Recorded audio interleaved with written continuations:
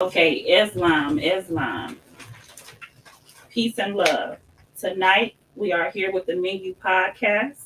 The wait is over. We're going to be streaming every Tuesday from 6 to 8 o'clock Eastern Standard Time. Tonight we're going to talk about nationality. And coming together, we have a group of Moors that's with us tonight, and we're going to be building live. We're giving y'all a sneak peek behind of what we do on Tuesdays, every Tuesdays when we're meeting with each other. So those of you that are beginners, you can reach back to me or DM me or send me a comment, and I'll try to give you as much information as I can from the brothers. First, we have first brother over here. Can you state your name for me? Von Razul L. Thank you. We have the brother over here. Brother W. Motley Bay. All right. And then we have the teacher tonight that's going to be giving us some info. And state your name for me. Peace and love, Chauncey Petitio, your brother, Chauncey Petitio. All right, you got me, Jennifer Lynn Eo, and you got the brother over here. Peace and love, Brother Rayel. All right, so no further ado, I am going to turn it over to Brother Petit Eo. Thank you, everyone that has logged in on IG with me. We are going to talk about nationality tonight. I appreciate each and every one of you all that has logged in. So I'm going to let Chauncey take it over from here, and we're going to start the meeting. Islam. Peace and love. Okay, we're going to start the meeting off. We're going to be talking about nationality. Again, I am your brother, Chauncey Petitio, and propria persona Jures, meaning I'm in my proper person. We're going to be talking about nationality. We're going to simplify nationality for the people, give you the ins and outs. If you have any questions, we're just going to discuss nationality. But if you have any questions, feel free to ask them. There's no dumb questions or anything like that. Some of the misconceptions about nationality really need to be cleared up because people are making it extremely difficult. Nationality is free; it doesn't cost you any money. If someone is trying to charge you for nationality, all you have to do is I'm gonna tell you a simple way. By the time we're finished with this, if you have any questions or if you're planning on paying for nationality or anything, I'm gonna show you how to do it for free. You won't have to pay any money, and you will be a lot wiser when putting documents on the public record. If you put documents on the public record, everybody don't want to put their documents on the public record, and that's completely up to you. If you're new to this movement and you are interested in nationality and you're watching videos or you're talking to different Moors or different indigenous people, you're going to hear a lot of different things about nationality. What you should do as a beginner is ask a lot of questions. Make sure you ask a lot of questions. You might not have all the right answers, but your questions will clear up a lot of things that's on your mind. Study the responses that the people give you. If people are telling you that you have to go to another Moor, another indigenous person, another man or woman for them to solidify or to give you nationality, that's not true. No one can give you nationality. You're born a Moor. You're born indigenous to this land. So that's your birthright. Nationality it's all of our birthrights. It's not something that we have to go to any particular person. You don't come to Petitio or any of these brothers in this room and we give you nationality. We can give you nationality documents that you can go home and study to get a better understanding of overstanding of nationality. But we don't have the power to say that today you was an hour ago you wasn't a Moor and now you are. An hour ago you didn't have a nationality and all of a sudden we can sign a piece of paper and now you have nationality. Nationality is your birthright. In these courses or in these lectures that we have, We're going to give out a lot of study material so you can get a better understanding of nationality. We have different, I guess it would be tiers or steps that you go through so you can get a better understanding of nationality. Those steps is what a lot of people refer to as the paperwork. The paperwork does not make you, again, it doesn't make you a Moor. It gives you a better understanding of what a Moor is. It gives you a better understanding of our history. It gives you a better understanding of the laws of the land. I don't want to be the only one talking here either. Okay, so I If guess anybody, what we can do now is one of the sayings that says, "Who are you?" So I guess we can go to each one of us and ask what nationality means to us, or what does nationality mean to you? Y'all want to do that? I'll let you go, brother. We I'll can give go in us- order. I'll give us some insight on nationality for people that don't know. Because I'm a beginner too, so I'm still learning as I go too. So this is a teachable moment. Well, I can start. I'll start by saying that in my experience, I get a lot of people that ask me, what does it mean to be a Moor, or how do you become a Moor? Like it's something that you join, or some type of organization that you would have to go to. And the best way I express it is just that being a Moor is not something that you join. It's more so something that you realize. So being a Moor is just that that part of us that ties back to our indigenous ancestral heritage and connect us with the land.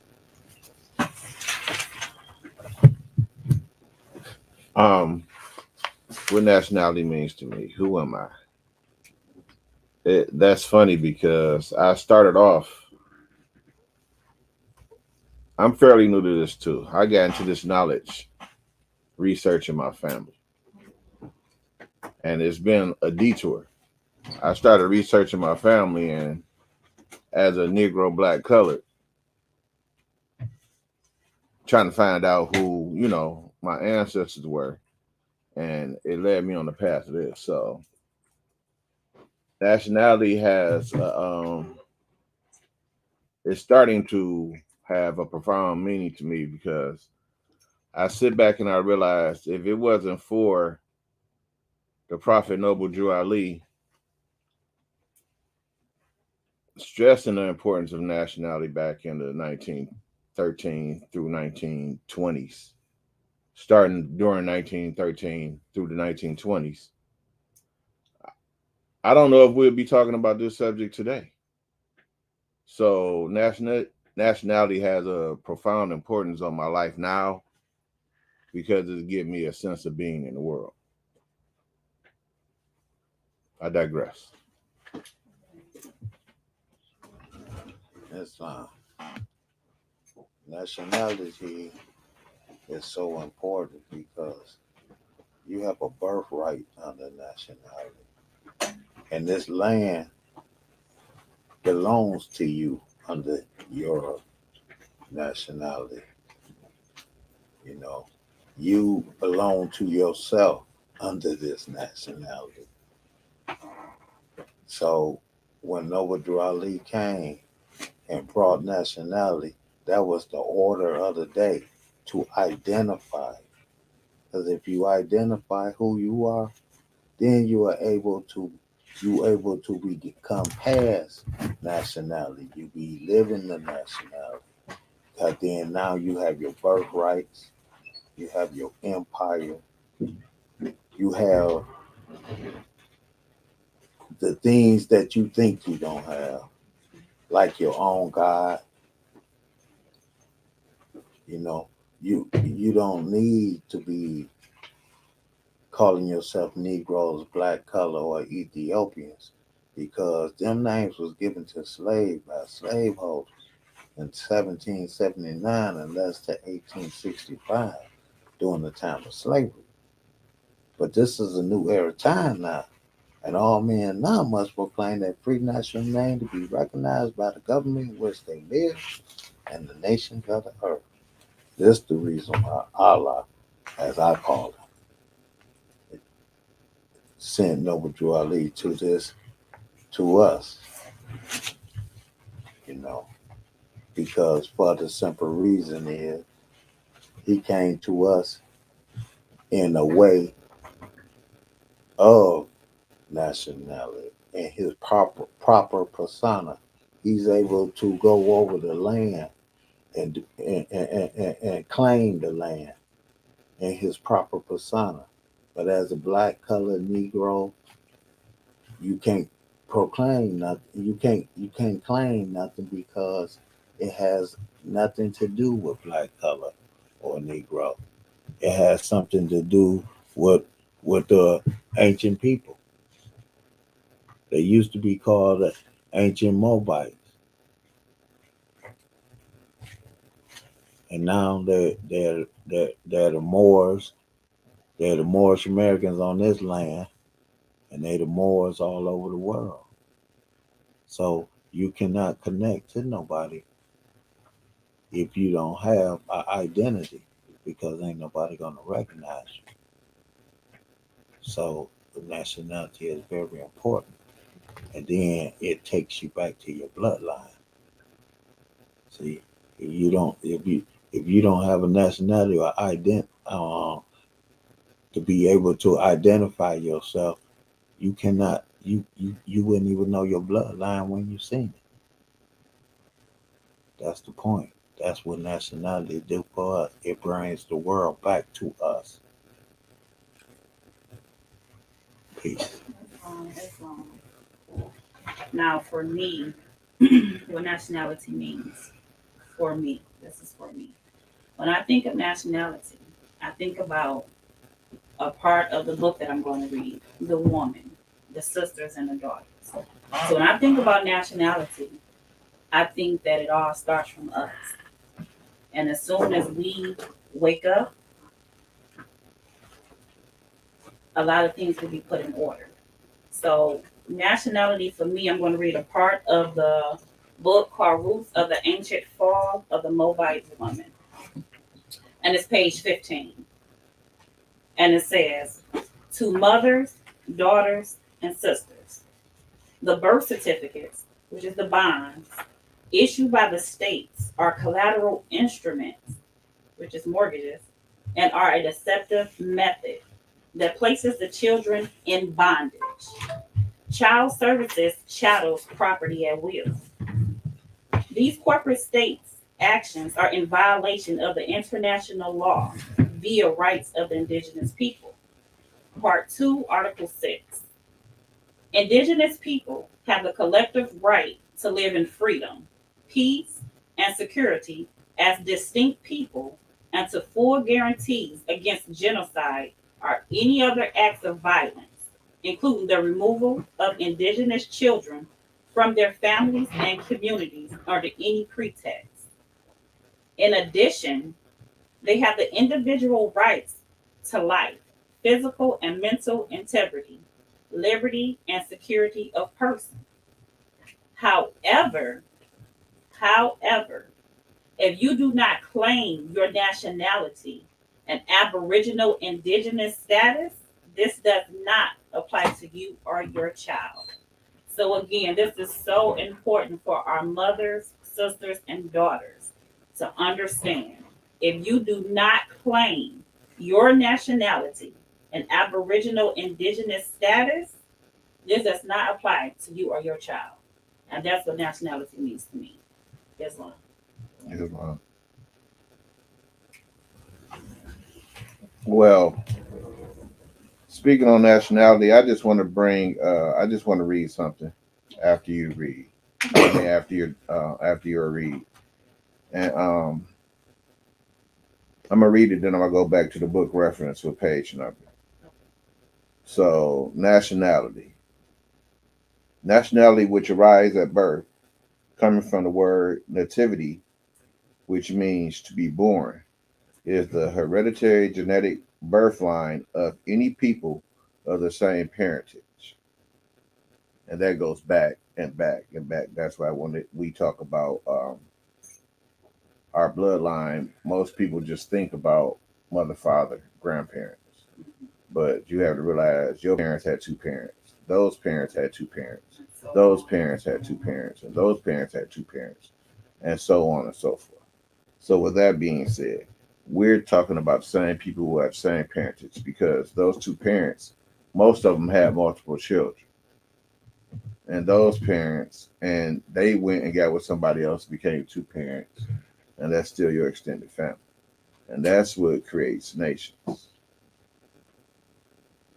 In the divine natural law, in the harmonious natural and in the harmonious national and international civic common law, nationality lawfully bonds any people of the same pedigree together. Nationality determines the political and social status, position, or rank in society. So we're talking about nationality.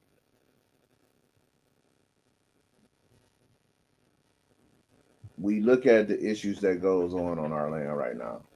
And let's go back to January 6th of last year when um, the visitors on this land decided to storm the Capitol building. You know, you have a lot of individuals who don't understand the importance of nationality and rights and status on the land, especially these celebrities making quotes about how melanated beings would be shot down in the streets and things of that nature for standing up for their rights. Well, once you start to understand nationality, you start to understand their rights and law. So these are things of what kind of go back to the questions of you asking what nationality means to me. I'm gonna come back a little bit later with a little bit more on nationality, but that right there was from the book Isonomy. Very, very, very good read. Important information in here for anybody who's trying to learn about nationality and birthrights. Isonomy. IS. ONOMI. Yes. The Great Masonic Secret, Master Keys. Is the title. And that was from page 31. Masonic Secret, Islam. Thank you. Right, so we'll take it back there. Brother TQ, have anything next you want to talk about or give us? Yeah, I want to speak a little bit more on nationality. Again, I'm gonna try to keep it as basic as possible, as if everybody that's listening, this is their first time hearing about it, or for ones who've been confused about it. This is a chance to straighten some things out. This is from the Divine Warning by the Prophet for the Nations. In our meetings, you'll hear us speaking about Prophet Noble Drew Ali a lot. The information that we've been studying for the past 100 years, Prophet Noble Drew Ali was the one who established or reinstated who we are on our land. So all of these different groups that you hear about, the Nation of Islam, and different Muslim groups and different Christian groups, a lot of them, they all stem from the teachings of Prophet Noble Drew Ali. This is one part of the divine warning by the prophet. He said that those who fail to recognize the free national name of their constitutional government are classed as undesirables and are subject to all inferior names and abuses and mistreatments that the citizens care to bestow upon them. Proclaiming your nationality is just the beginning of learning who you are. It's just a start, just a proclamation of your nationality. Nationality, what we want to harp on, what we want to speak on when we deal with nationality is dealing with three things. Who we are, Moors, indigenous people. Some people don't want to call themselves Moors. That's fine. We don't want to get caught up in all the different groups and the names and things of that sort. Some people just want to call themselves indigenous. That's fine as well. That's still a part of your nationality. And as you study, you will be able to link yourself to a better understanding of who the Moors are. Some people, it's a lot of misunderstandings out here about who the Moors are. Moors are just, it's us, the indigenous people, brown skin, indigenous, the people, the copper colored people that was here when the Europeans came over here, and those Europeans was not pale skins. Those Europeans was us. Our people look just like us. We'll get into that as well. The three parts of nationality that I harp on is knowledge of self, knowing that you are more, knowledge of knowing the land that you own, knowing the laws of the land, and knowledge of the people that's on our land. Oh, that's why Noble Drew Ali, he told us that everybody was going to have to worship under their own vine and fig tree. Everybody was going to have to come in and confess their own. Not to say that we was going to be anti another group or another tribe or anything, but we have to get to know each other and go back to our ancestral principles. This is a part of nationality. Nationality connects us to a nation. It brings us back to being lawful nationals on our land instead of unlawful citizens and subjects on our land. Without nationality, we'll never get a true understanding of the powers that we have on our own land. A lot of people, they don't understand that this is their land. They think they have us trained, and in our classes, you're gonna hear a lot of things that you've never heard before. And I suggest that you don't let ego or emotions get in the way, that you go and do the research. And we don't give you a lot of the information because myself, I've been a part of this Moorish National and Divine Movement for 30 years. I started off in the temples, and I've been studying what was inside and outside of the temples with people with different religious beliefs. And that's another thing. And as a Moor, your religious belief don't have nothing to do with you being a Moor. If you practice Christianity, that's your religious right to practice whatever you want to. If you practice Islam, if you practice the Abrahamic religions or whatever it may be, that's your right. Don't nobody tell you what you can study, who you got to study with. No, we don't believe in all of that. You're free to be yourself. That's what Noble Drew Ali came to teach us how to be ourselves. We ain't here teaching our people the law. We learn the civics, we learn the governmental principles. Without that, we're going to continue to see our people in the condition they're in. You're going to hear a lot of things in here that you're going to totally disagree with. I suggest that you just take a breath, just relax, go look it up. Come back, come with your craziest, hardest questions that you may have, and let us help you sort it out. We're all in here, we're all students first, just like you. You just have, some of us have a few more years or a few more days of studies than some people do. So why the word more, and what makes us more? More goes back to the ancient Lemurians, the ancient Mauritanians. A good book. I'm glad you asked that, because I'm gonna be giving out a lot of book references. This book right here, Mer to More. You can get this book on Amazon under $10. Can you hold it up one more time for me? This is one of our brothers from the Khalifa territory, the brother Cosmo Eel. He has a nice library of Moorish literature, Moorish books. You can get, like I said, you can get them on Amazon, or you can go to the Moorish Cultural Ministry. You can get the book on there. We are descendants of Moroccans and born here in America. Moor is a derivative. Well, actually, we were the ancient Moors at once.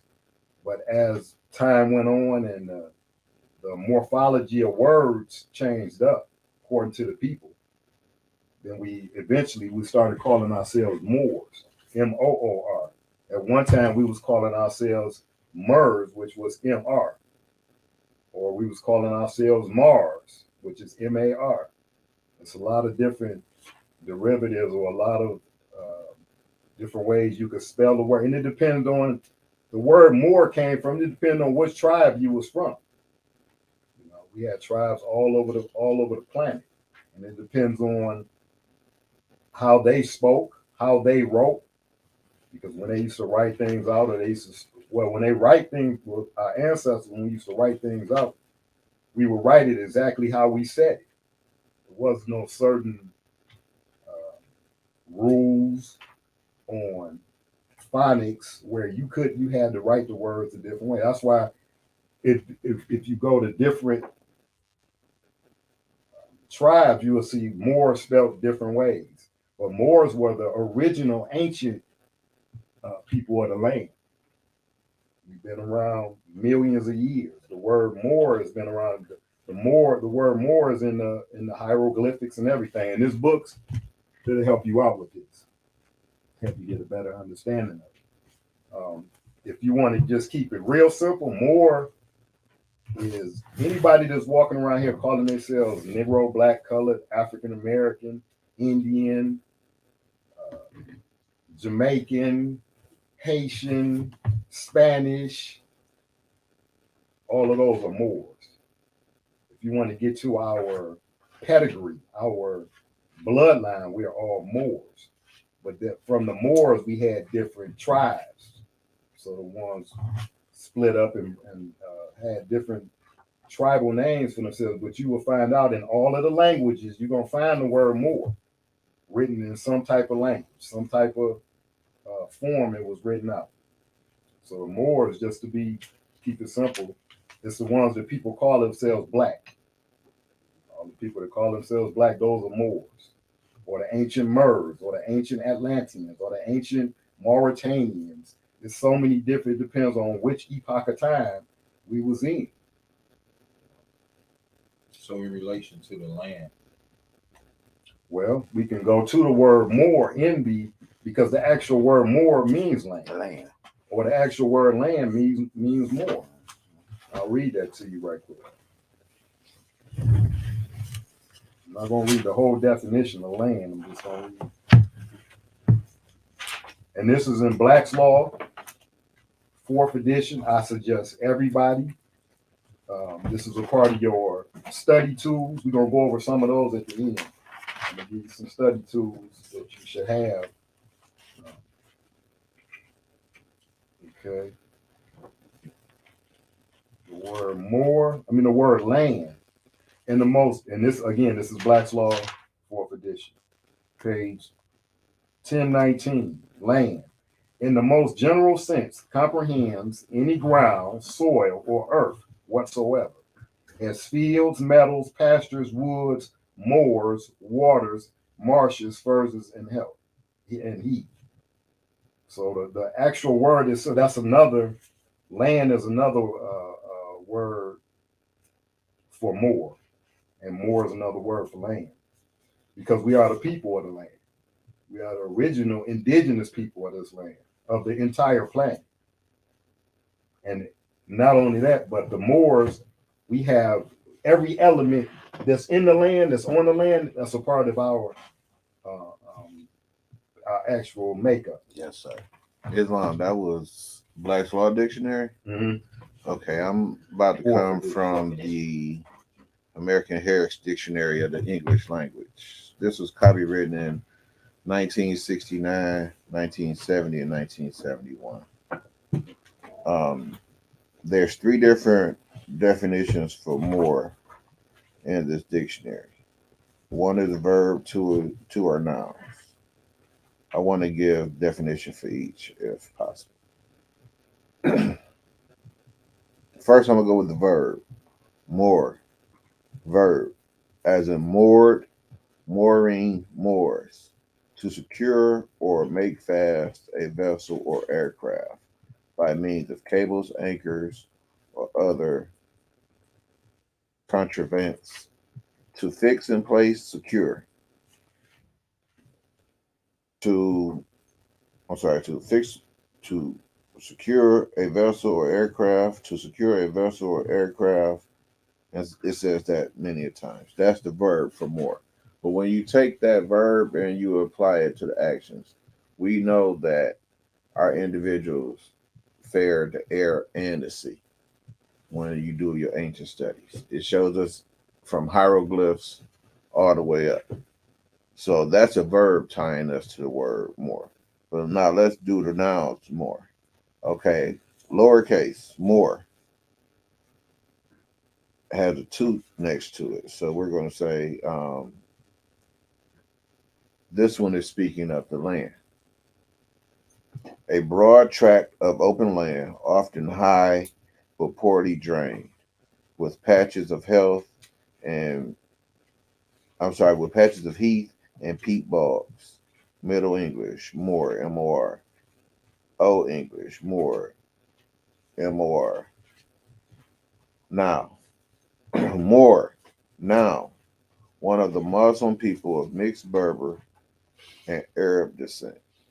And that right there mixes a lot of people up when they go into a dictionary and read that because of how we were indoctrinated in school. When we hear Arab, when we hear Berber and things of that nature, we think of the pale Arabs that are over there now and not our original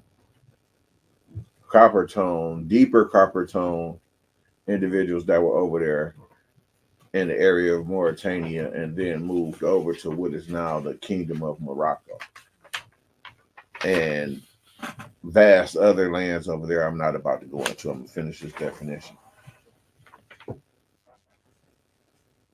Now living chiefly in northern Africa, and that ties back to what I just touched on. One of the Saracens, who we are known to be, who invaded Spain in the 8th century. Middle English more, from Old French, from Latin, Maurus, which is Maurus, from Greek, Mauros, Mauros. Probably, key words. Key words mean things. Probably, meaning not really knowing, but probably, or this is where we get this information from, of North African origin. But when you say North African origin, you got to think of Africa and North African origin because we're standing on North Africa.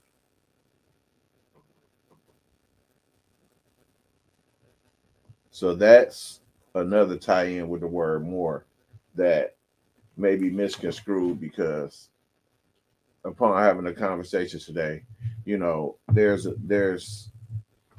a big misconception about Moors. They're a religious, fanatical group, all types of things. I'm not even about to go into some of the things I've heard about them, but Or it's like some type of cult or some type of little game. But see, that's it's like a game. Yeah, because when you take certain words and you twist them and flip them for what you want them to be, like the word cult, everybody's a cult. The hip hop world is a cult. The movie industry is a cult. So most of us went through life not knowing how to read, even though we know what words mean on pages, not knowing how to read. But nationality, learning that, once you learn that, I think that'll open up the door for everything. That's just my opinion. I want to turn to page 57 in the Holy Quran of the Moorish Science Temple of America.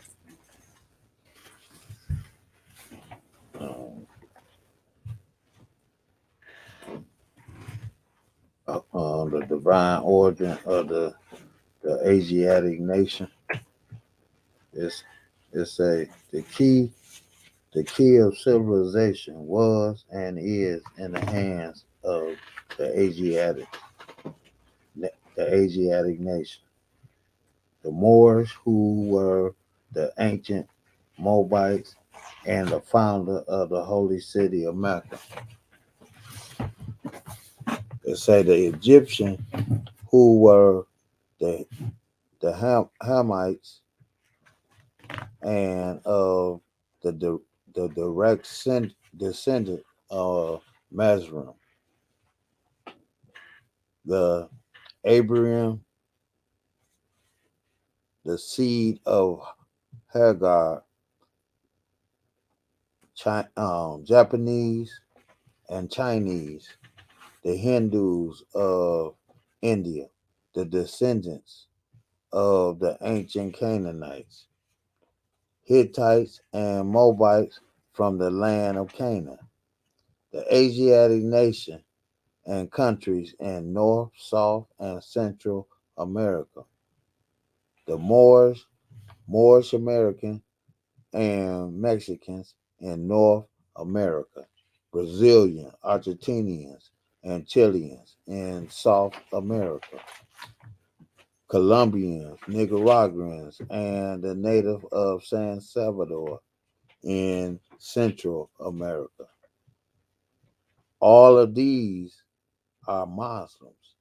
The Turks are the true descendants of Hagar, who are the chief protector of the Islamic creed of Mecca, beginning from Muhammad the first, the founder of the United. Yes, I want to read some. Finish. Can I Go ahead. Instruction 15 from the same Holy Quran, which was divinely prepared by Prophet Noble Drew Ali. The time has come when every nation must worship under its own vine and fig tree, and every tongue must confess its own. Through sin and disobedience, every nation has suffered slavery due to the fact that they honor not the creed and principles of their forefathers. This is why the nationality of the Moors was taken away from them in 1774, and the word Negro, black, and colored was given to the Asiatics of America who are Moorish descent, because they honor not the principles of their mother and father and strayed after the gods of Europe, of whom they knew nothing. So we bringing our people, the ones who are waking up and they curious, they got a lot of questions and they know something ain't right. Well, the start of getting things right is knowing who you are, knowing who we are. You can't get things right, can't go out and try to get things right with somebody else if we have no understanding of who we are and what powers we have on our own land, what powers we have on our own land. So, and that was a good, when we talk about what's more, we could talk about that all day, because there's so many misconceptions of what a Moor is. There's so many misconceptions of what a Moor is. Some people think a Moor is a club. Some people have been labeling Moors as terrorists, aka sovereign citizens. We go straighten all of that out in this class, because we don't subscribe to none of that. We don't subscribe to Moors being sovereign citizens,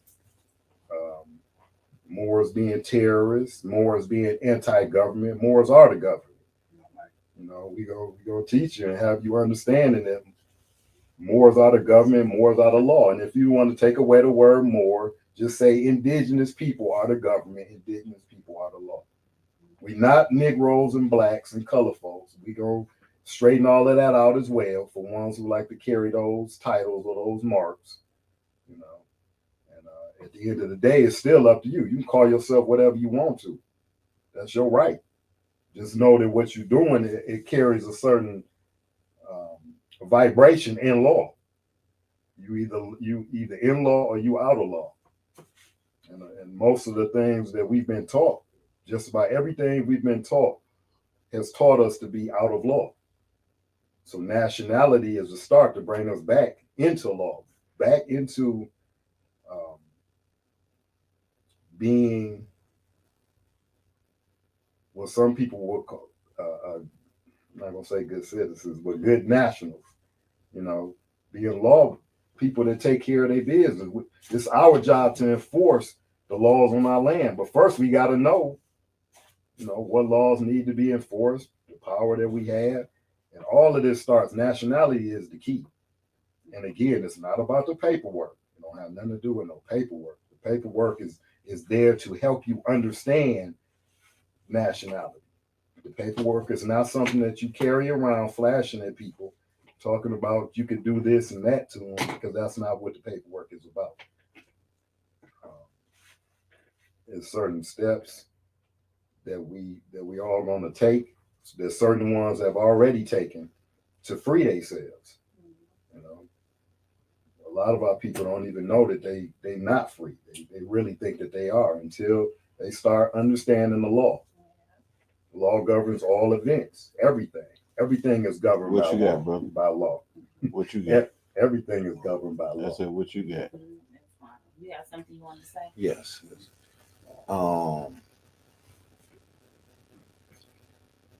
I looked up a lot the word more, and the word more goes a long way.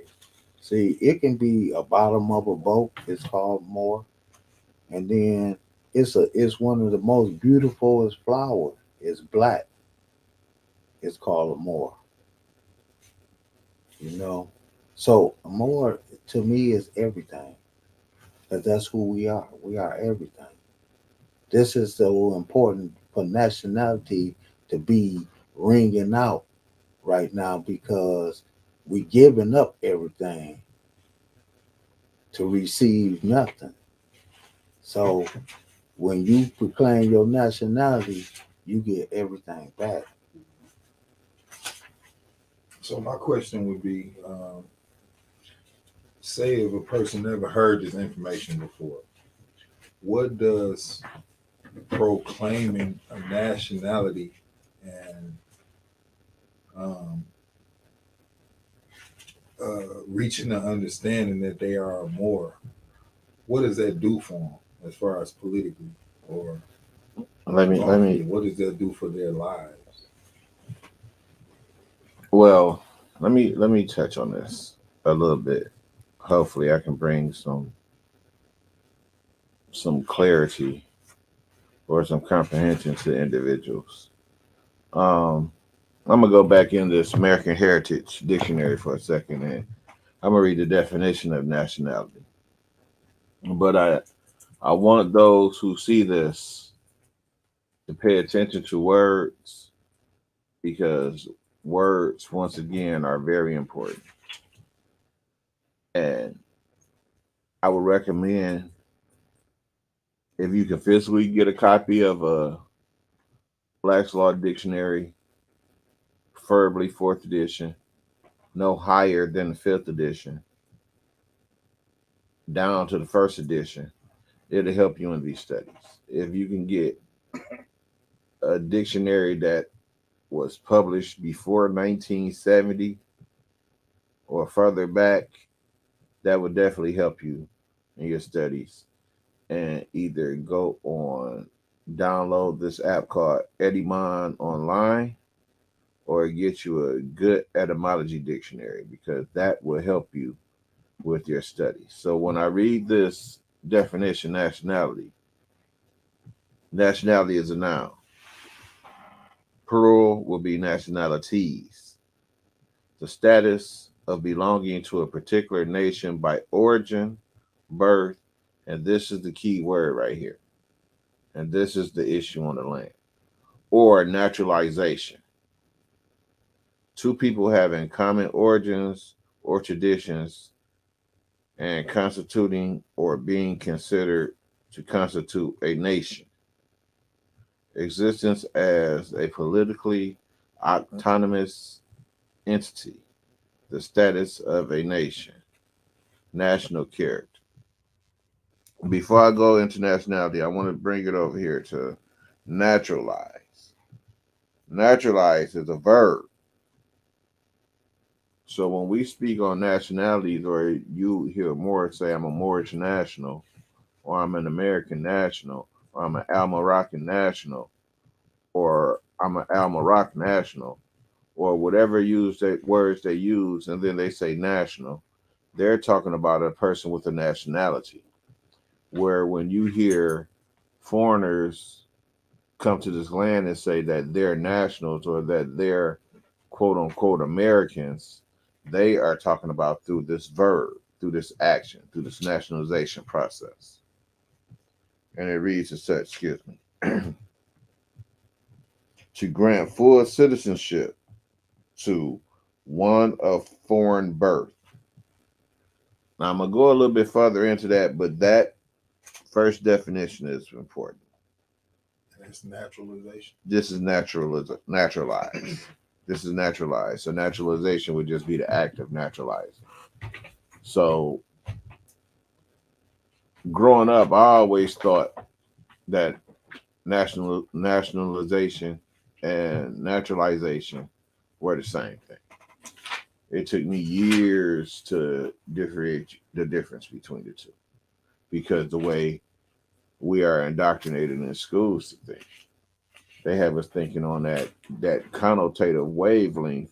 So everything we hear, we view it in a connotative manner instead of in a literal denotative manner. Definition 2: to adopt something foreign, which is a word or custom, into general use. Definition 3: to adapt or acclimate a plant or animal to life in a new environment. Definition 4: to cause conform to nature, make natural or alike. So when we look at naturalization and you go back to nationality, it says through origin, birth, or naturalization. Who are Americans through naturalization? Our brothers and sisters from, some people call Africa, but I would say East Africa, that whole continent over there. You have to realize it's been divided, so you have to call that East Africa when you do the history. You could say our brothers and sisters from the area known as Spain now, our brothers and sisters from Manchuria, from all across the globe that's on the other side of the Atlantic, if you want to look at directions. Nationality brings the importance because who can come into your home and tell you what to do, make laws, or restrict your freedom of movement? And that's what's been happening on our land for almost 300 years now. But something was said at the beginning of this. We got to realize we've been trained to look at prima facie meaning skin color, as certain individuals did this to us. When we got to realize it's a quote unquote class system of why this is set up. And nationality sets that class system in order. I digress. And also, we're coming out of citizenship.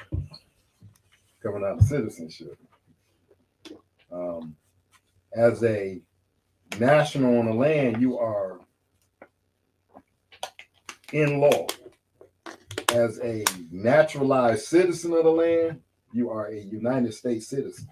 And let me read. What do it mean to be a United States citizen? I'm about to read it right now. I'll tell you what we don't like about it. 18 U.S. Code 911, citizen of the United States. Whoever falsely and willfully represents himself to be a citizen of the United States shall be fined under this title or imprisoned not more than 3 years or both. So just being a citizen of the United States, and most of our people don't understand citizenship, period. They don't understand that they're a citizen of the United States. A lot of them think that they're citizens of America, or you'll hear a lot of different so-called black people. We wasn't taught anything about nationality. This is new to us. nationality, naturalization, any type of citizenship. This is all new to us, but as a United States citizen, in which most of us are, if you calling yourself black or Indian or Jamaican, 9 times out of 10, you're a United States citizen. You just don't know. And if you are a United States citizen, that means you are, they have United States citizens labeled as enemy combatants on their own land. Why? Because you are actually warned against your ancestral principles. You warned against how our ancestors, how our great grandmamas and granddaddies had it set up. We going totally against it, unknowingly.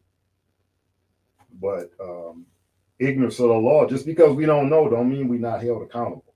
Just because we don't want to hear this and we don't care to, I'm a Christian and I'm a Muslim and I don't want to hear that Muslim, I don't want to hear that Christian stuff. Listen, we all held accountable, regardless of your religious beliefs, regardless of your skin color, regardless of your nationality or lack of nationality, you still held accountable. It's just like everybody is held accountable for things that they do, good and bad. We call it karma. Some people call it karma. Can't get away from it. So as we wake up, we're coming out of being unlawful persons on our land to lawful people on our land. And it's like nationality. It's a subject, it's a topic that you could talk about for days, because everything is stems from your nationality. Everything stems from your status on the land. Who are you on the land? Nationality creates status, and status is going to let it be known who you are, what your nationality is. So we're going to be going into that. This first meeting, we filling this out. I mean, as far we do this every Tuesday, we be in here. It don't be this quiet. It don't be this quiet. We be going at it sometimes, we be going at it. But as time go on, we're gonna not give up, but we're gonna introduce you to more of this is your information, indigenous people. And if you are Albion or a so-called, we're gonna keep it proper, a so-called European or an Albion or a proper term, Caucasian. A Caucasian, you gotta have this information too. This is you need to. Everybody gotta understand the laws of the land. Proper term, but common term. Yeah, common term. Yeah. Everybody got to know the laws of the land so that we can be at peace on our land. This is why everybody is just running amok, doing whatever they want to do, because nobody has any ideas what the laws of the land is. And nationality is the start. That establishes everything. That establishes status, that establishes jurisdiction, everything. I think where we mess up at is, I'm not gonna say mess up because we don't know, is a lot of people feel like, oh, I'm not a Moor because I was born Church of God in Christ, or I'm not a Moor because I'm Baptist, or I'm not a Moor because I'm Jehovah's Witness. And I think that's where the problem comes in at, because they think you have to join something in order to be it. But once they wake up and realize that this is your birthright, it don't matter what you were part of. You was born this way. This is who you are. So I think that's where a lot of where the problem comes in at. A lot of people is stuck in that Church of God in Christ, Jehovah's Witness, or whatever part of what they was raised and upbringing or what they know, that they don't want to learn anything else or deprogram themselves, or should we say defuck themselves from the things that they was taught. Mm-hmm. But I think one of the main things that if we remember that everything we was taught to reverse it, then a lot of things will come to light for us.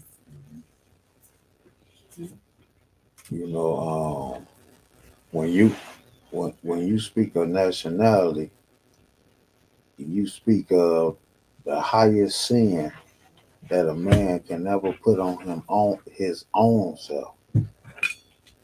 That's by calling him something other than what he is. Negro, black, color. Because nationality identify everything on this land. Mhm. Everything on this land has a nationality. You can finish. I just want to acknowledge that Keita said that they think Moor is a religion, not a nationality / tribe. You can go ahead. I lost the thought. I was like, Yeah. The reason why a lot of people look at it like that because everything. Remember, when we was taught, everything was founded off of religion. They didn't give us history and law. They just gave us the religion part. So we try to connect everything to religion. If I say I'm a Moor, then we go into our religious information and we see where does that connect. Well, it don't connect, so I don't, And if somebody else says, well, a Moor is bad, then it's easy for us to say, okay, yeah, Moor is bad because we don't, we also wasn't taught how to study or how to read. We was taught to basically to hate reading. But being a Moor has nothing to do, again, has nothing to do with your religious belief. That's your pedigree.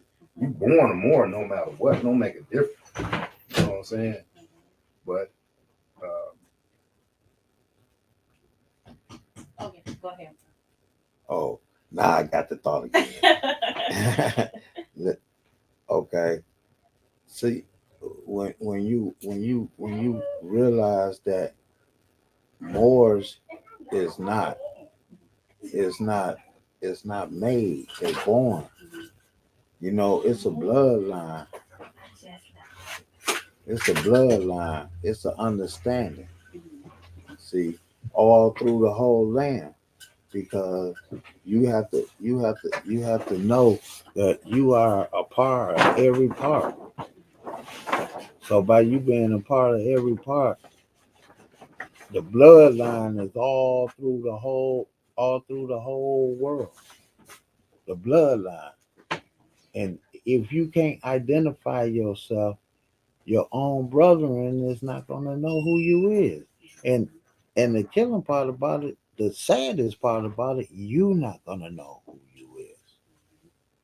This is why you are being treated in any way that these people willing to put on you by you calling yourself Negroes, black, color, whatever they want to put on you, they can put on you. They can kill you in the middle of the street. See, people don't even realize why these police killing these people in the middle of the street, because they don't have to answer to nobody for a black man.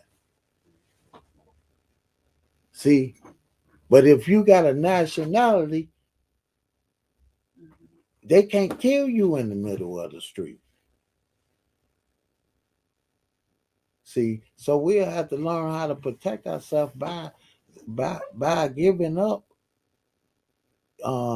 Negroes, black, color, and Ethiopians. We have to go off into, the nature of things. See, everything has a nature. See, and by being a Negro, black, color, and Ethiopian, that nature is that of doom. You doomed from the start, calling yourself them. Yeah, I want to comment on on purpose because most of our people just born into a situation and we've been told who we are or just adapt item. What is it? An item synonymous, Yeah. such as being black, Negro, or colored. But the purpose of them putting them stigmatisms on us is basically like you touched on earlier as far as birthright theft. Because if they can detach us from our ancestral heritage, then we become what is called uninheritable or stateless individuals. So the United States, .Inc. which is opposing or acting as a government, is really a de facto corporation. So these so-called states have been set up because they know who we are. So they set these states up originally to control or to administer the Moorish estates. So if they can put us in a box that lawfully or legally makes us or put us in a status that's dead in the eyes of the law, such as black, meaning civil liter mortuus, dead in the eyes of the law, translated from Latin, then we are what is considered stateless and enemy combatant. But wouldn't that tied to the USC code that he just showed? 18/9/11. when he said, what does that say again? Anyone who claims to be a U.S. citizen. Right. See, us being nationals or us being of Moroccan descent, we were never eligible to be citizens of a foreign corporation that's doing business on this land. So if they can take us out of the natural fold and put us into a legal status that means to be dead, then they still are a state. And that's what they've been doing. By us not realizing who we are and being what's the word? For being an improper person? Definitely improper person, but being in line with our forefathers, in line with the divine bloodline. You know what I'm saying? In line with the Ten Commandments.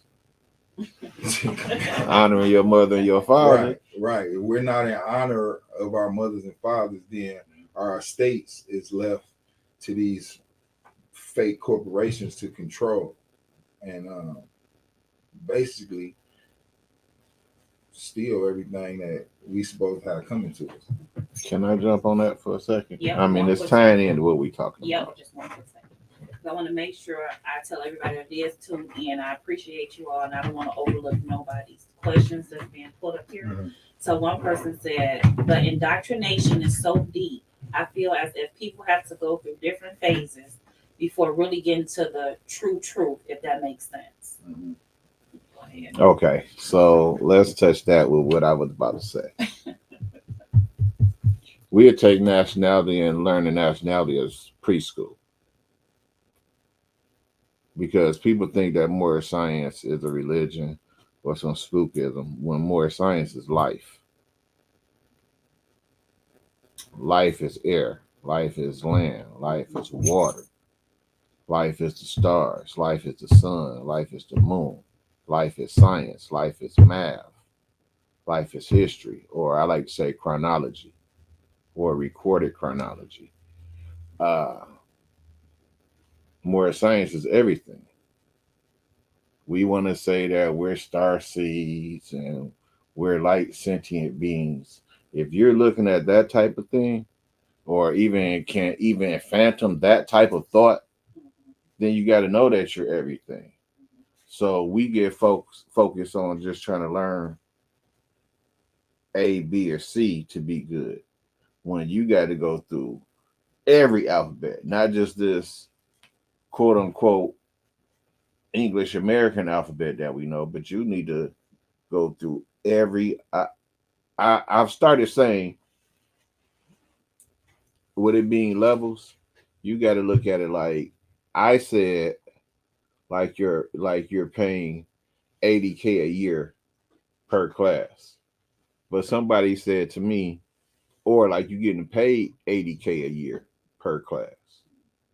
So you need to tackle this nationality thing, because it gives you that saving power, and it helps you bring you into the, for you mentioned through religion, Jehovah's Witnesses, or just people of different faiths, they have faith in God where they want the riches of heaven.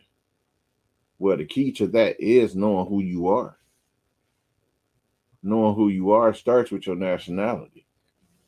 We say we children of the Most High, we children of God, we children of Yahweh, we children of Jehovah, we're children of Allah, but we don't know our nationality. Whether we want to say that we ancient black gods or that we just want to go by these tribal names that were changed and thrown upon our people because they couldn't pronounce our tribal names and then gave us a misnomer name after the end of it to pull us away from our nationality. But to touch on that, and I also want to tie it back to the book that you read about the mothers. So I'm going to give you two little excerpts of this of some reading. I'm coming back out of the book Isonomy, The Great Masonic Secret. And this is still on nationality. And the categorization of citizenship status is the first issue at law. Once again, and the categorization of citizenship status is the first issue at law. So where does nationality play out, or why is nationality important? Because at law, which is the issue for most of the people that has copper tone skin, whether it's from the lightest of the copper to the darkest of the copper, almost looking black, as people would like to say. One of the main issues on our land is the quote unquote said law that must be addressed or considered in the national and international civic arena. Civic arena means how we're dealing with individuals who are of the same nationality as us or of other nationalities as us amongst each other in affairs of man and woman. Okay, so nationality, a person that everybody like to listen to when he opened up his mouth and rap over beats. Jay-Z told him in a song. He said, "Land of the free." He's like, America, land of the land. I'm paraphrasing. America, land of the free, where the blacks was enslaved. 3/5 of man, I think, is the phrase. And people know the history of that 3/5, but they don't have the understanding, the understanding, the overstanding, or the comprehension of that 3/5. The 3/5, the 2/5 out of that 3/5 that makes you 5/5 or a whole man or woman is your birthrights and your nationality. Where do you get your birthrights through? You get your birthrights through your mother. And I'm coming out of Isonomy, page 65, just to back up what you said a little earlier when you read from the book at the beginning. It says, when she wakes up, change will come. The day comes quickly when the Moabite Moorish woman will awaken to herself. We're starting to see that. We're starting to see that. And when it does, I'm going to say this right here on the record. First and foremost, the Moabite men better be ready. First and foremost, because when they wake up, we definitely going to have a job that we have to do, and we're not going to be able to slack, BS, procrastinate, or anything when it comes time to do it. Her true power and metaphysical oneness with the cosmos. This is called the revelation of the ages. Then and only then will the world of human society begin to ascend to its true quality of humanity and highest civilization order. As long as she is asleep and unconscious, the Moorish nation will be oppressed. What her state of mind and her social condition reflects goes to the nation. Only she produces both female and male. Forgive me. Nationality is derived from her. I'm sorry. As your creator who endows you with inalienable rights of birth. I gotta read that last line over again because my eyes play tricks on me for a second. Nationality is derived from her as your creator who endows you with inalienable rights. Before anyone interject, I just want to touch on a couple of things. First, I was talking to a brother on the phone from Impact, and my daughter was in the room, and I said something to her, and I said my seed, and he corrected me and was like, "You mean your mother?" And it took a minute, you understand, for it to register, but she can be the start of a nation if things went a certain way. And I know if I haven't done everything I'm supposed to do, I'm gonna be back in one of these suits again, so I can mess around and be her descendant. So it sit back and it plays the importance of what's being taught to these young ladies, um, what's being taught to these young men that's either are gonna either have to be there beside them to aid them or maybe even procreate with them. Go ahead, brother. No, I'm done. Um, like we got lawful and we got legal. It's legal to be a black man, a color, a Negro, because legal is not the law. See, and that's why you saying what they doing it. No, they doing it out of lawful, legal. They're not doing lawfully. They out of law. So we have to understand. We have to find out these words. You got to look them up. You got to understand them because these words create, destroy, and save you. So you have to figure out what is you saying because every word you speak is spirit. So it's a vibration. So you have to understand what is you saying because if you don't know what you're saying, then you could cause something to come into existence that can be your killer. That's right. So, you know, that's why nationality, let's see what goes along with nationality, then you got a culture, or the way a culture, a way you do things. You know what I mean? In your surroundings. Y'all all do things in a certain type of way or treat people in a certain type of manner.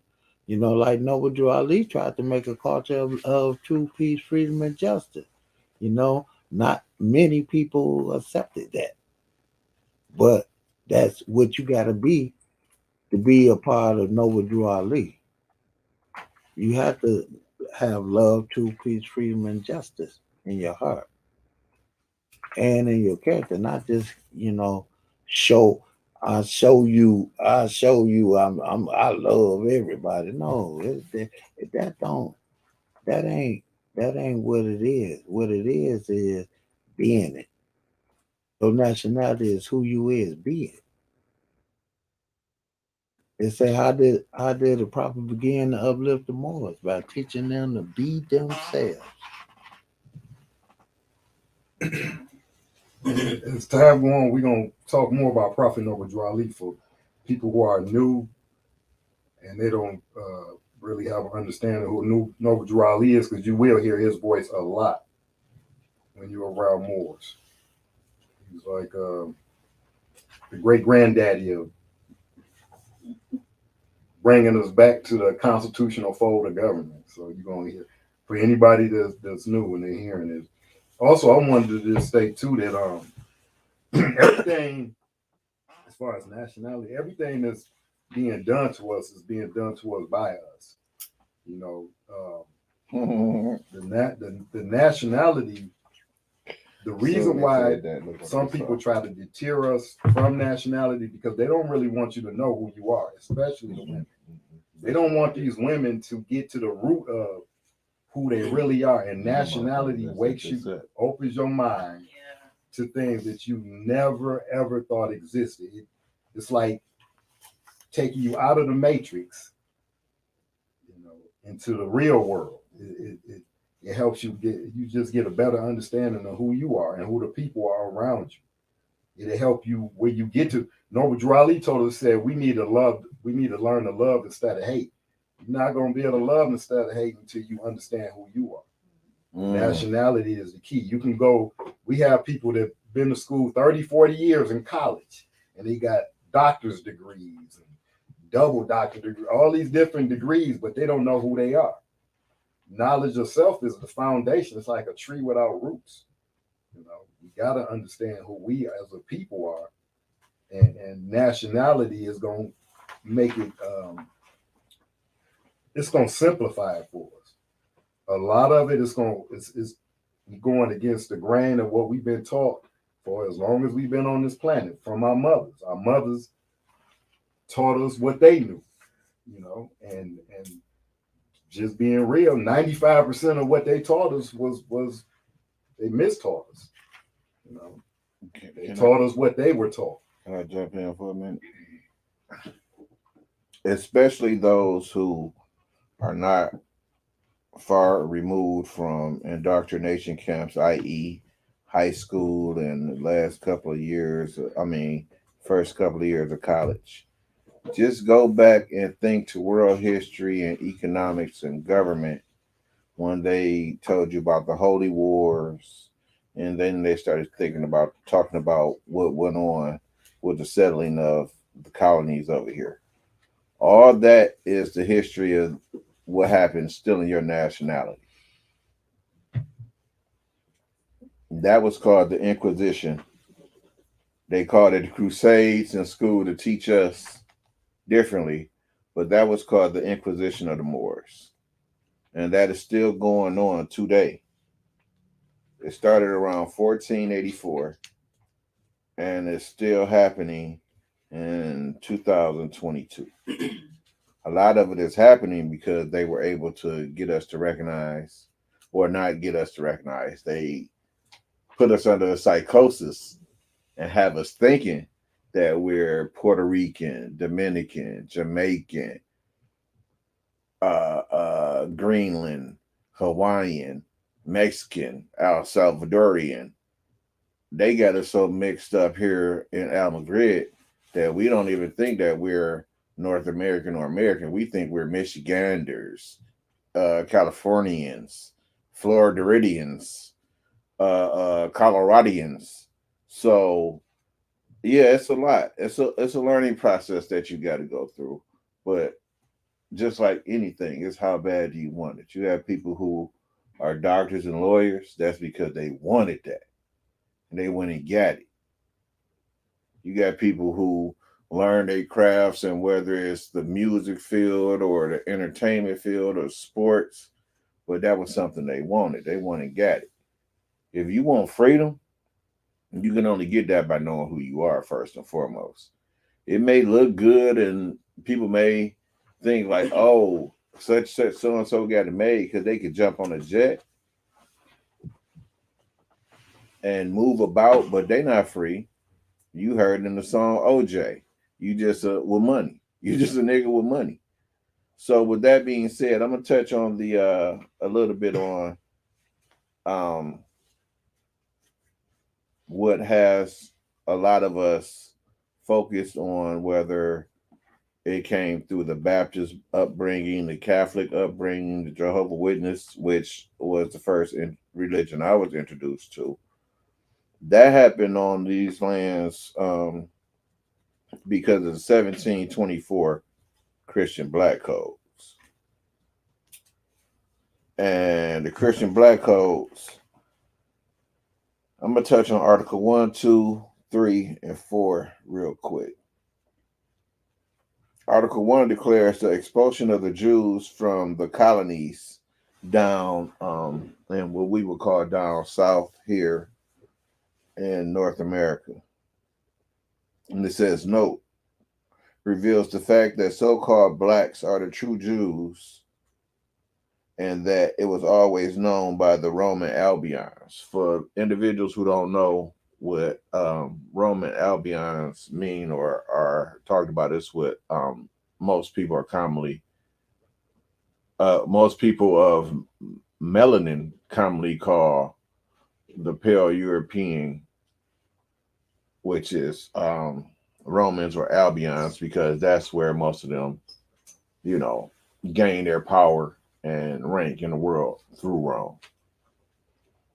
Article 2, it makes it imperative on the masters to impart religious instructions on their slaves. Note, reveals the unquestioned blind faith and naive religious outlook exhibited by the labeled and branded Moors. I mean, the label and branded Moors, in quotation, blacks. Now, that goes back to a question or a statement that was just said by one of the viewers. I've had a few conversations with some individuals, and the first thing I hear is it's a religious thing. You know, well, I don't know. My lady, she not into that because y'all say Islam. You know, well, my girl a Christian, and you know this. And when you let a person know that it's not actually about the view of religion that we've been taught the view of religion wrong.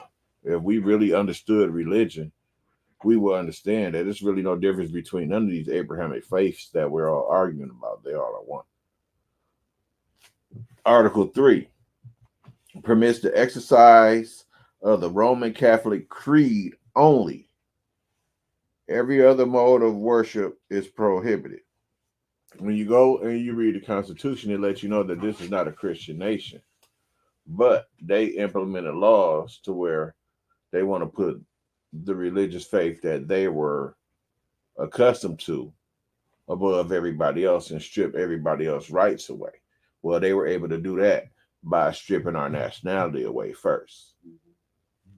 Then you go and it says, exposes the fact that Christianity was forced on slaves, did not originate with their forefathers. Isn't that what you just talked about earlier? Parentage forefathers, in the form of practice today. So it's not that our people didn't practice Christianity, but we didn't practice it the way the Romans practiced it. So when our brothers and sisters who are practicing the Christian faith are talking about that, it's just that they were once where we were. You know, we also got to look at these religions as like schools of thought. You have different people who have went through different schools of thought just on a theological level. But when they read these books, apparently they missing over the fact that the person that they're calling God, he's recognizing everybody in those books by nations. He's not recognizing them by skin color. He may throw out a name or two for certain individuals that he connects with directly, but for the most part, the groups of people were recognized by nations. That's why we have our brothers and sisters that look like us stressing so much that they're Israelites. And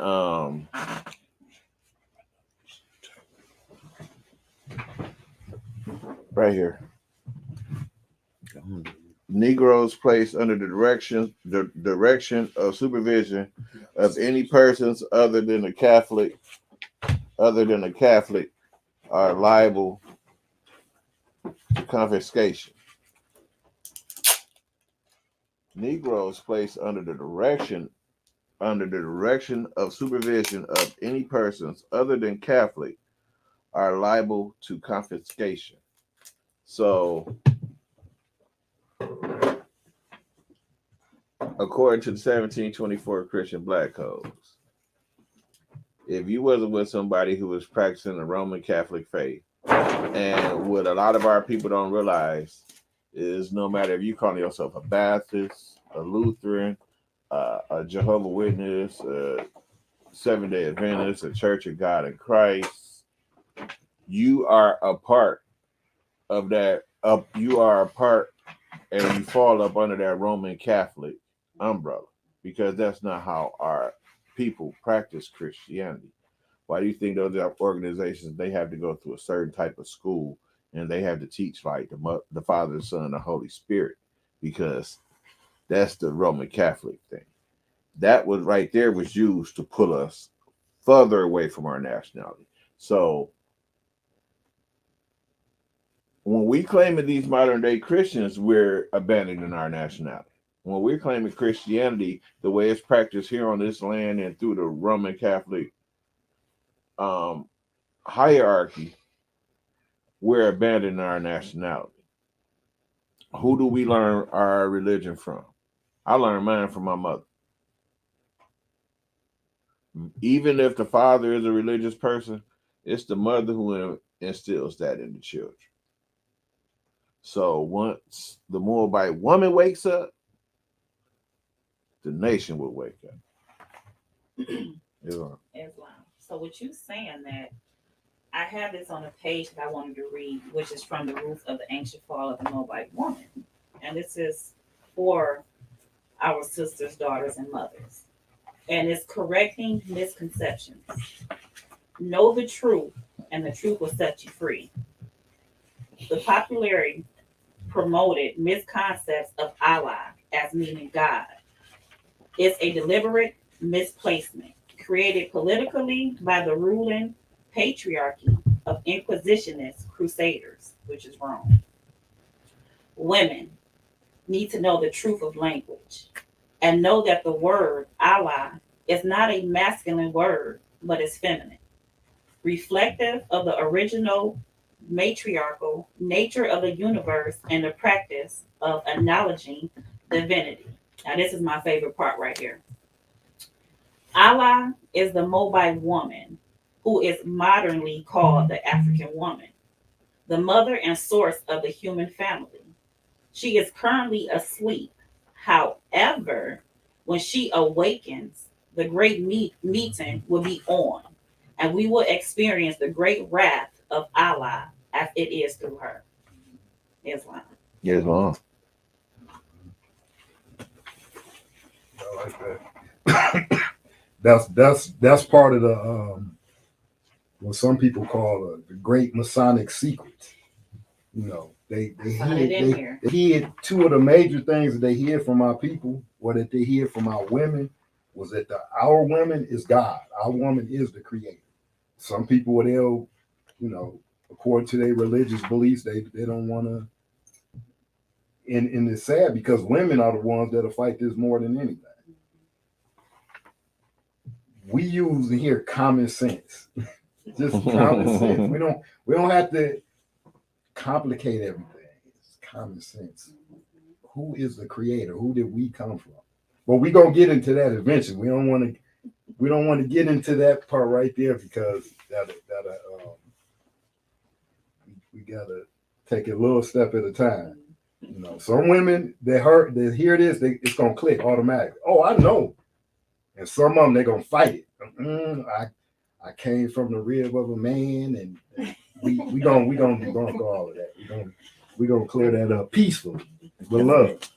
Can I jump back in a little bit? I'm sorry. This book just I love this book so much. I'm sorry. Let me go back. I was reading previously from page 72 and 73 From what book? of Isonomy, the Great Masonic Secret. You know what?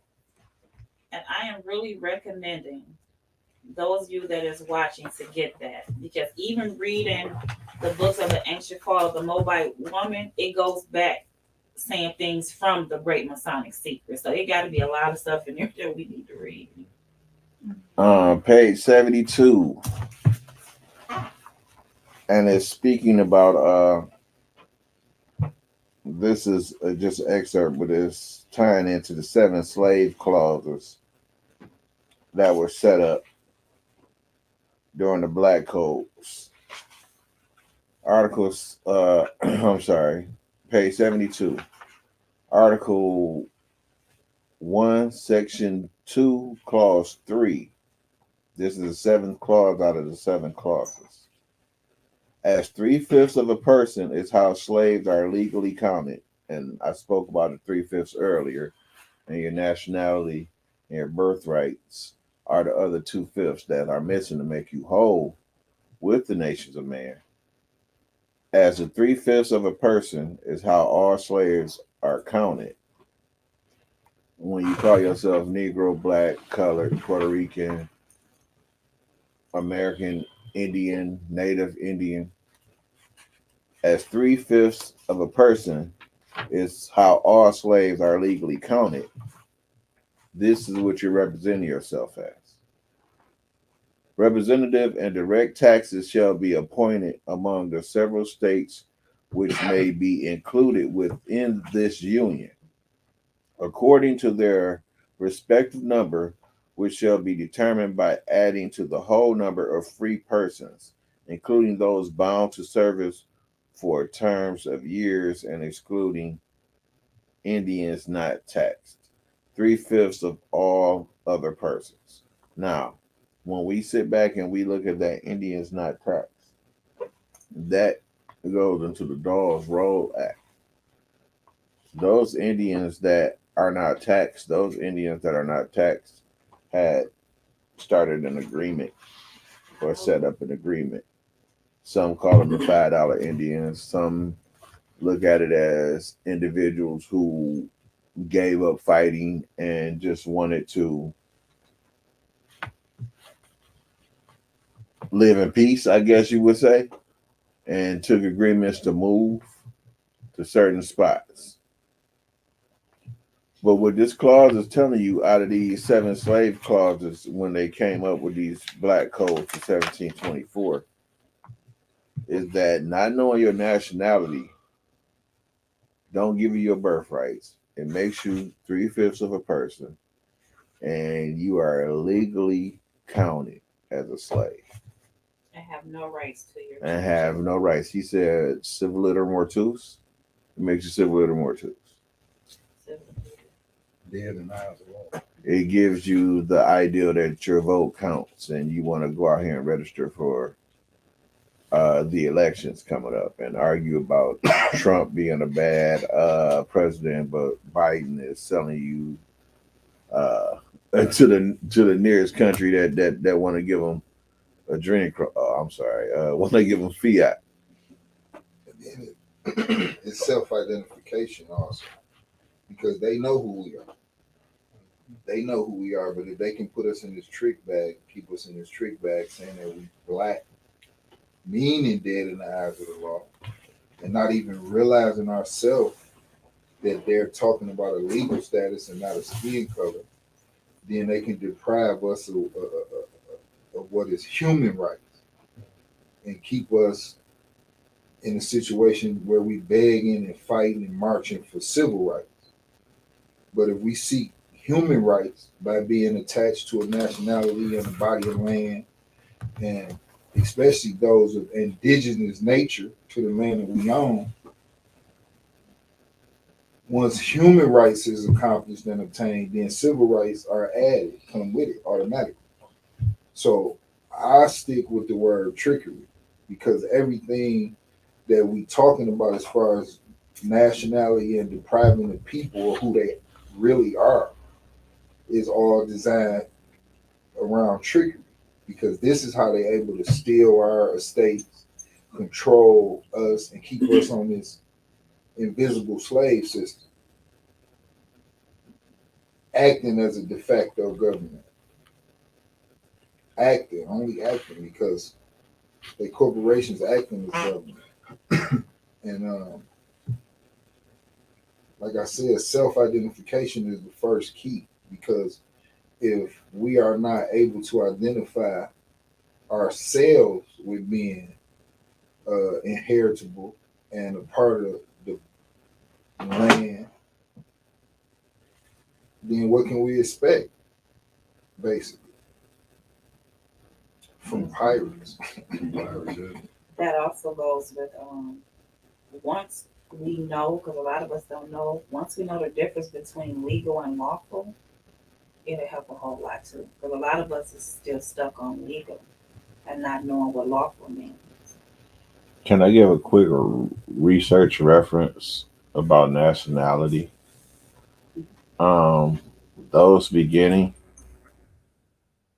there's a YouTube group of Moors out in the Colorado territory named Impact. They have two different series of videos out. One is called Study Sessions. If you're not ready to work, don't click on Study Sessions. And the other one is called Fundamentals. That right there runs through the basics. There's a couple of, I would say, start with the smaller videos, the 5, 7, 13-minute videos before you get into the fundamental classes. Mhm. But they give you good insight on some of the words we went over today, like Moor, Black, nationality, and a few other words that we touched on today. But that would be a good good starting tool. I digress. You got any questions on that? No, don't have any. I wanted to clear up a few words too, because as indigenous people, I'm gonna start using them more often, so it won't throw people off and think they're getting caught up in some type of club or something. As indigenous people, we were never black. We start talking about the etymology of the word black. The word black is actually just the opposite of what we think it is. We were never Negroes. We were never colored folks. And we are the original white people. All of this is going to come with a study in etymology to get an understanding of how everything that was taught to us, everything, I don't care what part of, from health to schooling to how to have a baby, every aspect of our life was taught to us in reverse. Especially how to have a baby. They tearing our women up. Yeah. Oh my God. Everything was taught to us in reverse. And the way for us to get a better understanding, the way I got a better understanding is by reversing everything. And it made it easier in my studies. It made it easier for me to come up. And then the main thing we doing here is strengthening our common sense skills. Because you will start hearing certain things from different people and your common sense will kick in. Your common sense meter will kick in. You already know they really don't know what they're talking about. They just heard somebody and they regurgitating what they heard somebody else say. And we have to get to the point where if you really want to understand who you are, you're going to have to study. You're going to have to do some reading. Other than that, you just taking what somebody else has told us to be the truth. Everything we say here, we could just be some, just making up stuff. And if it just because it sounds good, we all went through that, going through church and mosque and temple and the hall. We had leaders up there, so-called leaders up there. They sound good. So it made us feel good. So we felt like we didn't have to go look at it. We didn't have to go study that because it sounds good. Well, this is the time where we have to do our own research. We have to get a better understanding of who we are. And I can't tell you who you are. I can give you some pointers because I'm still finding out who I am. But in these courses, we're going to get a better understanding of the misconceptions of nationality, the misconceptions of who the Moors are or the indigenous people on the land are. That's very important for those who want to know. Everybody, and that's another thing for us that's new. Don't try to go and save the world with this information because you're going to drive yourself crazy. Because most people not trying. You just a different being. You are aware and you're waking up to even be listening to this type of information. Most people, they're not trying to hear that. they gotta. The hardest thing to change is the people that's complacent or somebody that's satisfied with their situation, not understanding how, I ain't gonna say bad, but how the situation, they really don't see what's coming down the pipeline. You know, we just some of the indigenous people who love ourselves, love our people. We want to see a change, and we gonna make a change, and it starts with ourselves. It starts with us. We can't go out and be talking about saving the block and saving everybody in the family, and we still confused on who we are. We got to get an understanding of who we are. It's, like I said, we are the indigenous people of this land. We did not come over here on those slave ships. All that's untrue. We've been here millions of years.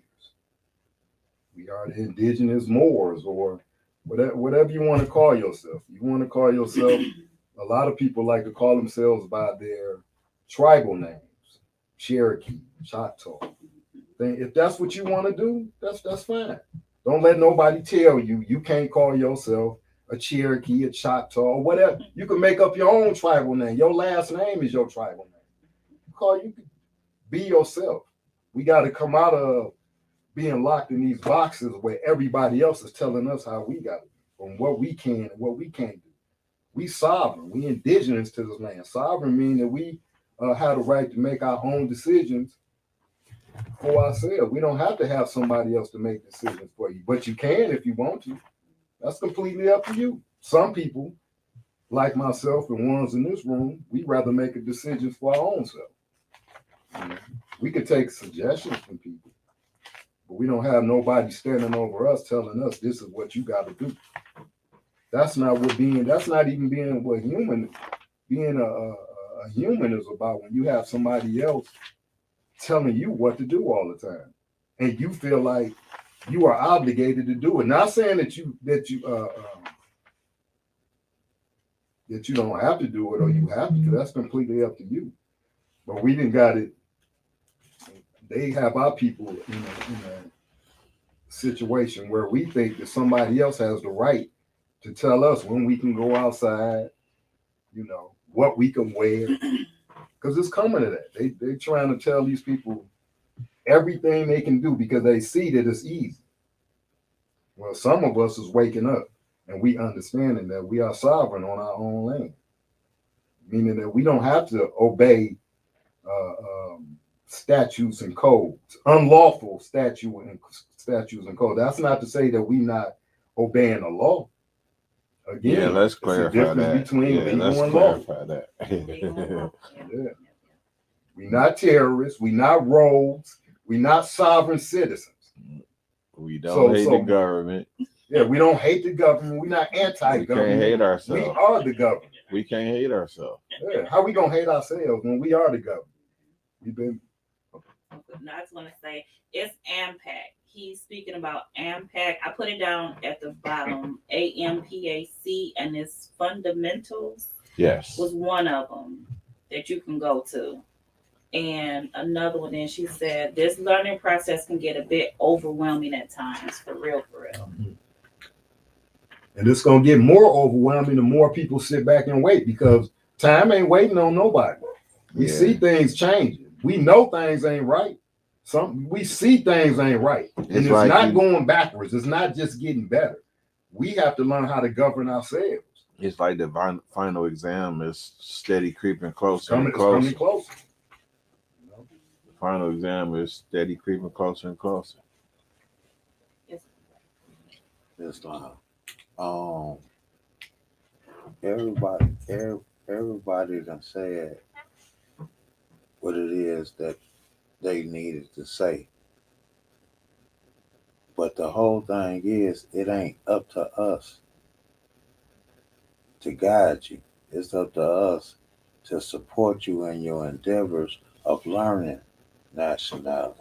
So you don't take every word that we say and just put a stamp on it. Go research it and learn yourself. If you learn yourself, you will find out when it fits and when it don't fit.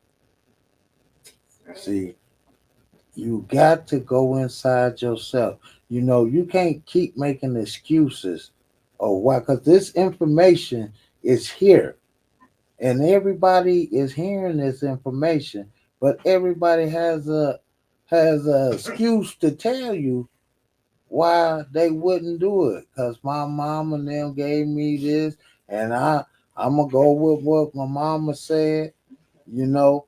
But your mama and them was sick. It was taught to They sell they us they out. was sick, and they didn't give us the proper nourishment. That's just like a woman, you know what I mean, breastfeeding a child, and they got all kinds of stuff in them. The disease, it's gonna come out. That milk gonna come out with the same proteins that you put in, that is in your body. You know, so above, so below. Everything is the same. So you got to go and research. We giving you avenues to research. We're not telling you what to do, how to do it. We giving you information so you can have learn patience and find out who you are. If you just find out who you are, that would be the most greatest thing, because once you find out who you is, then the world is your oyster. Islam. I also want to add to that when I did my research, because I'm one of the people that I used to say I was raised, my grandma in Cherokee, my grandfather Blackfoot. So when I finally did my research and learned that the eels are the Cherokee, it all ties right back to Moors, no matter what you say. When I did my research, it brought me full right back to Moors because it all is together. Islam. And that's what's gonna happen in all of our studies. You ain't gonna have no choice. If you study with an open heart and you really want the truth, not just studying so you could poke holes in everybody else's clubs and all that. See, I know that ain't right. And the truth is gonna come to you. You're gonna be faced with it. You're gonna understand who you are regardless. We don't have to tell you that you are Moor or that you indigenous. All you have to do is open your mind, open your heart, do your research, and it's gonna come to you. Pay attention. Quit being in denial when it keeps smacking you in the face, because it's gonna keep smacking you in the face. If you study, if you read, it's not a book. Everything that we study, everything that we pick up, I don't care if it's in the church, the mind, that's more science. It don't matter where you go, whatever religious belief you practicing, more science. And you know what? And that's true, because excuse me for cutting you off. But when you look in the Bible and you say Ruth, and then it said Ruth was a Moabitess, the mother of the land. She the mother of civilization. You know, so it is no way you're gonna get around it, because unless somebody take your, since you don't know your identity, somebody be an imposter and take your identity and use it against you. See, when you don't know, that's what can happen to you. And that's what's been happening to us now. Right now, somebody lights finna get cut off, somebody water finna get. How you gonna get your water cut off on your land? This is yours. How you gonna? That's just like you telling me, you know what I mean. I got a car, and you just came and took my car. You know what I mean, without saying that you me.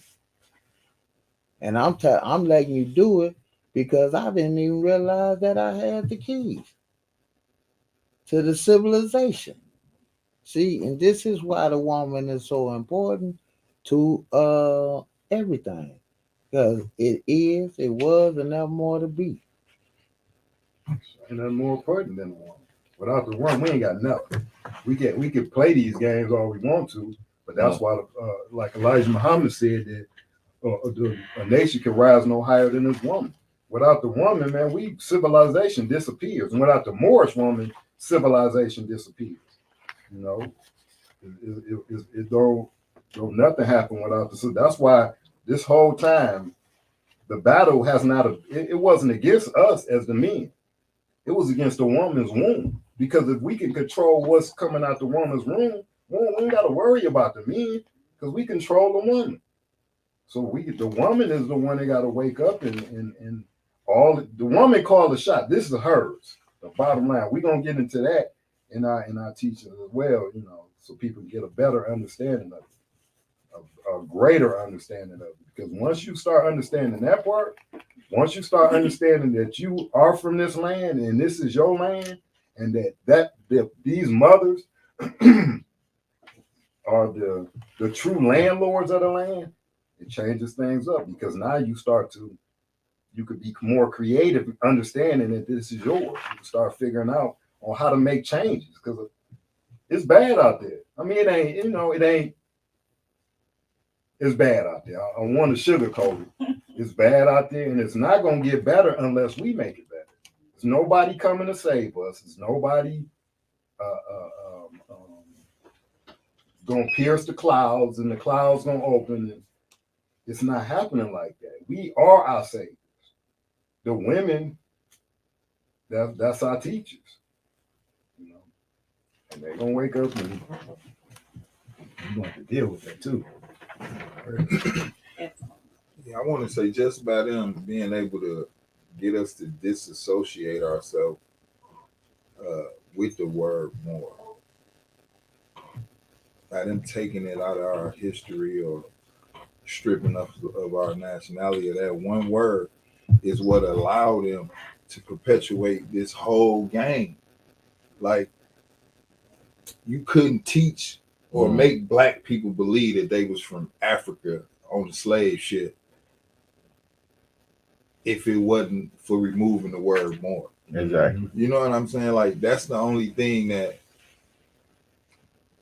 validate the lie. All the misnomers and black, us identifying as black or color, meaning artificial. Like,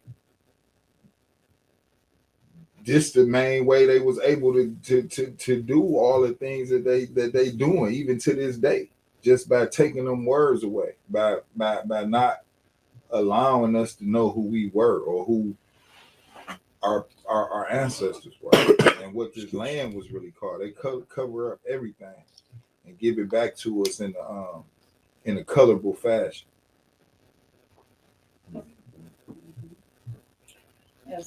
I would like to recommend something that can be pulled up online for individuals to read. I'm going to read a quick excerpt from it before I give what it is. Every indigenous individual has the right to a nationality. That is Article 6 from the United Nations Declaration of Rights of Indigenous Peoples. Oh, okay. This right here is something that I would recommend any beginner to get their eyes, their hands, their ears, and their heart on, to give them an understanding of nationality. And no, you won't see the word more in there, but it'll give you the understanding, the comprehension, the understanding of things that we touched on today. The problem with that right there is that it go over most of our heads. Like, when we hear rights to indigenous people, We don't see ourselves as indigenous. They don't know they talking about it. We don't see ourselves as indigenous. We see ourselves They as don't know they talking about stranded cruise ship riders. Right. We still associate with being brought over here on a slave ship. Which that has been easily debunked over and over and over and over again. When they didn't do nothing, We can play even musical moors and move us Yeah. around the country. and that most of that was just done with a pen. Most of our, I'm saying, they moved us from one place to another. It was just done with a pen, changing the names of the people, changing the locations of other places. Another one is the American Declaration. We also have an American Declaration on the rights of indigenous people as well. So people, basically the same as the United Nations Declaration of Rights. You can Google all this information as well. Yes, Mom. Okay, so now that we're coming to an end,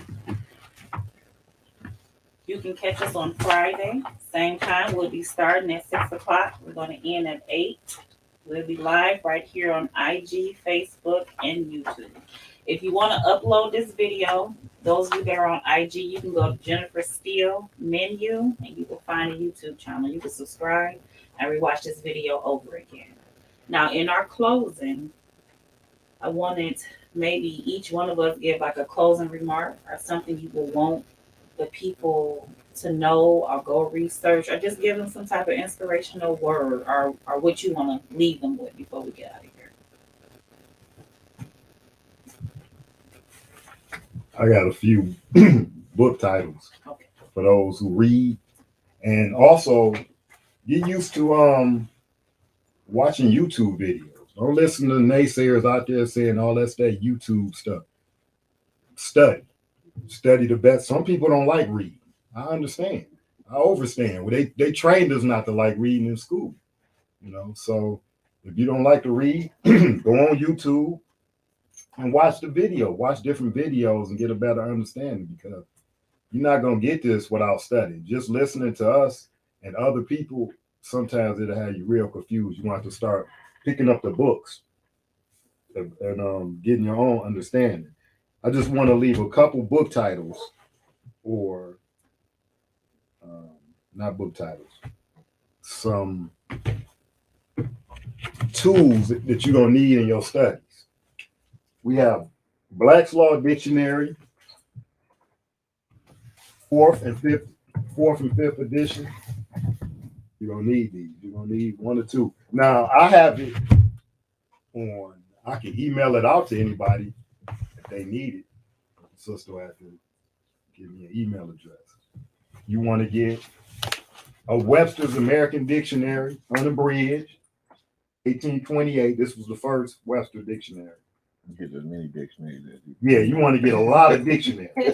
You want to get as many law dictionaries and etymology dictionaries. We're going to go into that as well, because you're going to need them. These are your tools to help you get a better understanding.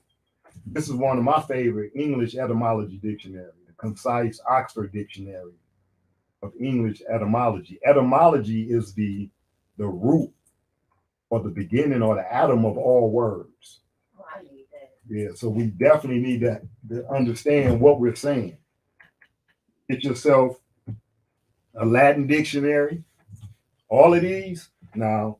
Get all the dictionary. Yeah, get as many dictionaries as possible. And I find them on Amazon or go to estate sales. or abooks.com But sell explain cheap the books. reason why, though. It's the word. Well, the reason why is because, first of all, Latin is law language as far as for the Latin dictionary. So you want to be able to look up all the words. We have to get into the habit of looking up basically almost every word. So we learn how to read So we correct. learn how to read correct. Because that's another thing. This right here, this book, no, I brought a lot of books, but I ain't gonna go through all of them. Warship the Speller by Taj Tariq Bey. This is a powerful book. This will go into the etymology and break down and teach us how to read again, because we think we know how to read. We all went to the same public schools. They didn't teach us how to read. They educated us or trained us how to pick up on a few words, but they didn't teach us how to read. That's the problem. That's one of the problems. Also, for Right. anybody that's new and you've been through the Moorish Science Temple of America and you want a little information, get this book right here. This is for people who are in the temple, who plan on joining a temple, because I'm not telling nobody don't join temples, don't go to temples, or none of that. That's your choice. Remember, just ask questions if you do join a temple, a mosque, or anything, because you want to be comfortable. But this is one of Richard Edward Eel's book. It's called the the Maccabee files. These files have the history of the Moorish Science Temple of America in there. That way, a lot of people go into temples and join churches and the hall and the mosque. You need to get an understanding of the history behind that organization. That way you'll know exactly what you're getting into. Not saying it's bad or anything like that. So it looks like you have to get on a lot of dictionaries. Yeah, a lot of dictionaries. And get yourself a Spanish dictionary. Mm-hmm. Get yourself a Spanish dictionary. It's actually a Moorish dictionary, but and all of these, when I order my dictionaries, I try to find them used because they're gonna be destroyed anyway. So you try to find yourself some used dictionaries. But it's about how they've been using these words as weapons against us to deplete our understanding of what they really doing behind the scenes.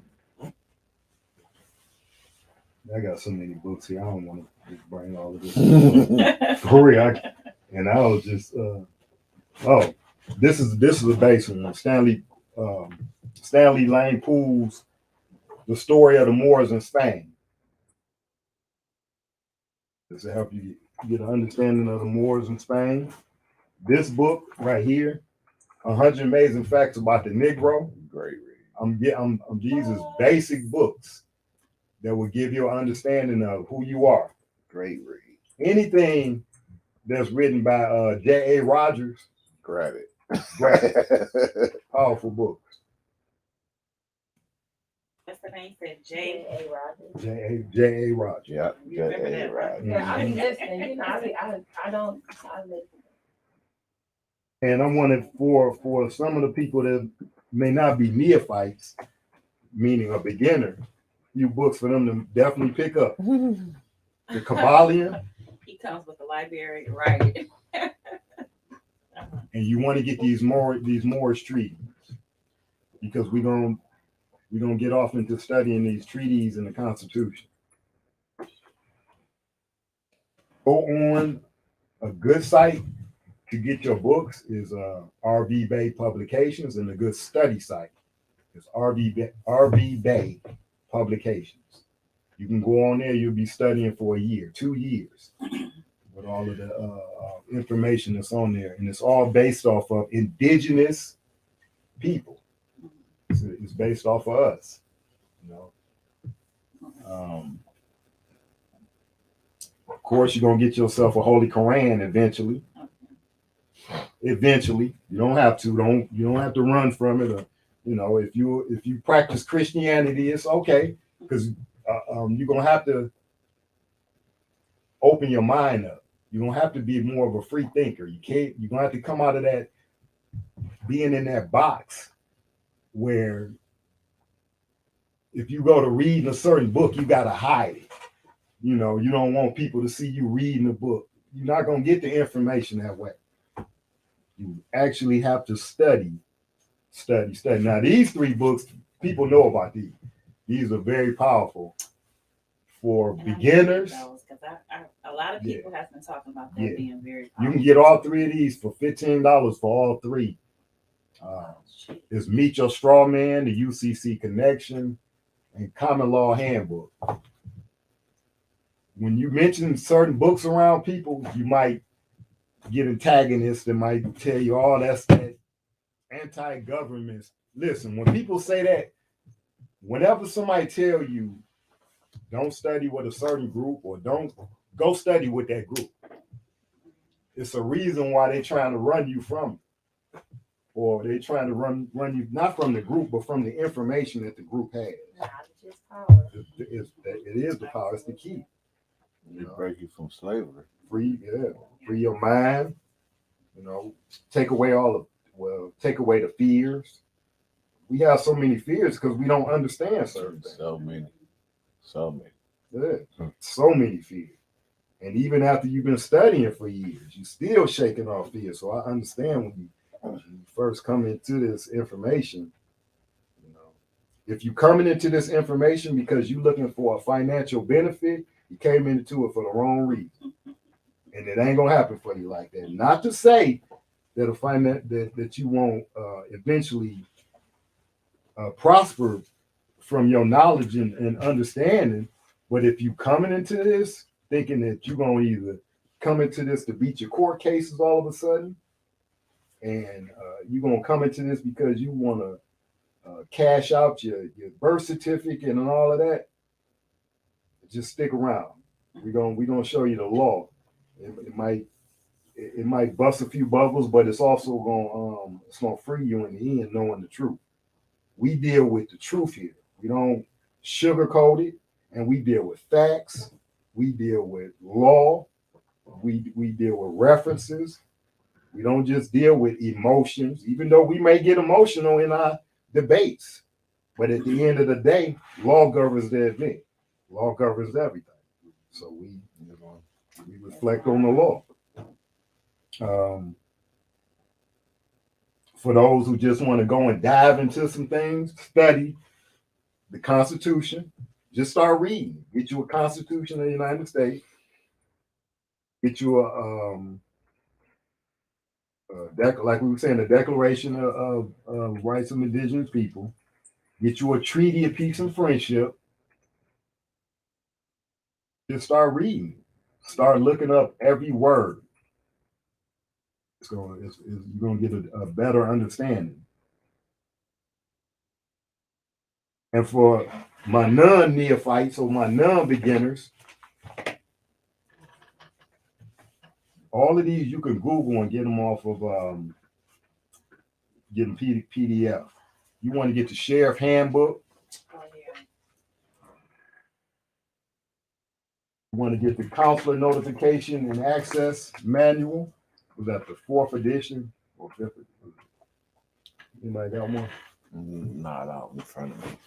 These are protections for nationals. We got to learn how to protect ourselves.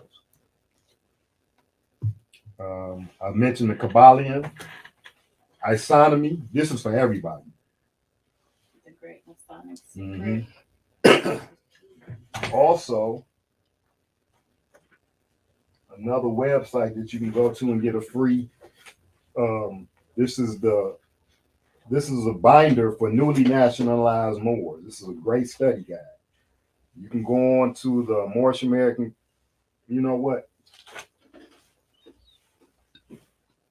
If you have people that want this information, they can give you their email address, and I can send it to you. Yep. That way I can send them. I can send you this information. It'll be in PDF, and you could just go and get it printed out in Kinko's or something. And one last thing, because I will keep on. If you want me to, I'll send you this as well. It's called "What Were We Called Before 1492." This was written by Taj Tariq Bey, our grand sheik. And this is give you, this is powerful, really powerful. Matter of fact, send your email address, and I'm gonna send you a starter kit with a lot of information in there. I love giving out. A list period would be nice for her to have. I mean, like as you're talking, I was just thinking, like I have grown children, but I have a 7-year-old. Mm-hmm. And That's the one to get his information. And that's what I was thinking as you guys are talking. I'm like, man, I really just need to get this myself because I would want to teach him. I would want him to know more. Mm-hmm. MOOR. So I would have to study myself. Or Because I would MAUR. want him to know more because he's going to be out here sooner than I think. Mm-hmm. And I don't want him to not know. Even if it's not the way he want to go or something, he gonna do what he want to do. But I want him to be so educated on this myself. So you should just send a list, even if somebody just start with the beginning of the books, or write down the main 3. If someone asks you the top 3, that would be awesome. Like someone like me, top 3. Right. As far as books, That's hard. Right. Top 3. it would have to be the isonomy. Yeah, but because I'm feeling that someone one. is not gonna- I'm drawn to that one. The reason why I say that And because 2 someone somewhere, dictionaries. dictionary. someone is somewhere with This no is money. small, and I can let you read this. No, I'm saying someone wants to know and they don't have any funds. So if they want to begin and they funds are really low, Yeah, and they right may there. say the topic, Them like three. where would you start? Like first? Them three. RV Bay Publications, they have Yeah, Oh, Illustrated. those three, you get those Them three for three. $15, and Yeah. these are like a couple so dollars that's, too. that's what I was saying. Yeah. One person said he is the mobile library of Morse training. So, yep, I'll get the information. So, thank you all for tuning in. You can go back to Jennifer Steele Menu on YouTube, subscribe, and you can look at it again. We're going to do our closing remarks. Now, was that your closing That was my remarks? or did closing you- remarks. Yeah. All right, brother Islam, you want to give us a closing remark? Islam. Just have patience. A lot. You and just have patience and be willing to figure out some good things about yourself and some bad things about yourself, and be able to use that information to go to that extra mile. Peace. Islam. Peace and love. All right, I'm gonna leave it simple. You're here with the menu, and nationality is the order of the day. I digress. Islam. You wanna leave us with something? Yeah, I want to show this for my closing remark. Can you see that? Black Lives Black Matter. no more. Black Lives no more. Black no more. Black No More. This is an introduction to thyself and a way for us to understand that getting out of this black stigmatism is the keys to our freedom. Mhm. And also, you have to pay attention to the change that's being broke. It's not tied together; it's being broken. So that's dope. That's dope. Islam. So I will end it with reading the back of my favorite new book, Roots of the Ancient Fall of the Moabite Woman. It says, words are the children of thought, and thoughts are the seeds from which all things are made manifest. The womb is the first school, show, for things made manifest in the flesh. The womb is the gateway for man, male, and female. Islam. Thank you all for tuning in, and we will see you all on Friday.